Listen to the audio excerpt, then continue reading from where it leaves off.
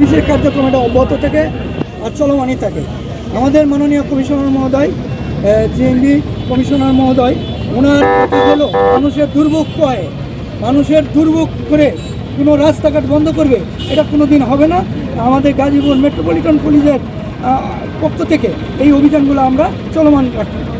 রাস্তা দুই ধারে যে প্রায় সময় এই যে হকার বসে, হকার উচ্ছেদের জন্য মানুষ পারাপার হইতে পারে না, তো সেই বিষয়ে আপনি কি বলবেন? হকার, আমি কিছুক্ষণ পূর্বে এই কথাটাই বলেছি, মানুষের দুর্ভোগ করে কেউ ব্যবসা করবে বা কোনো কিছু অবৈধভাবে এখানে রাস্তাঘাটে ব্যবসা করবে, এটা হয় না। এই জন্যই আমাদের এই অভিযানগুলো এটা আমাদের চলমান থাকবে।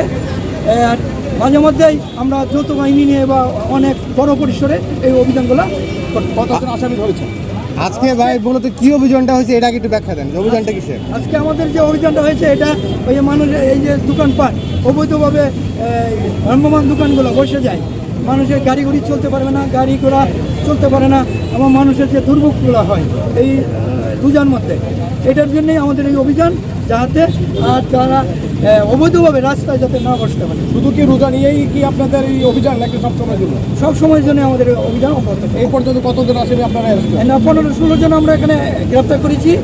ওদেরকে আমরা নিয়ে আমাদের ঊর্ধ্বতন কর্তৃপক্ষের পরামর্শক্রমে এটা আমরা আইনগত ব্যবস্থা করব। আমরা একটা বিষয় জানতে পেরেছি যে এই দোকানপাটগুলো বসা নিয়ে একটি মহল মোটা অঙ্কের চাঁদা আদায় করতো, তাদেরকে আপনাকে আইডেন্টিফাই করতে পারছেন কিনা?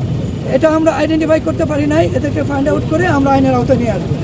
আপনি কি দায়িত্বে আছেন? আপনার নাম কি? আমি অফিসার ইনচার্জ, আপনি তো অবশ্যই আমাকে চিনেন, অফিসার ইনচার্জ টঙ্গী পশ্চিম থানা। সাংবাদিক টঙ্গী পশ্চিম থানা।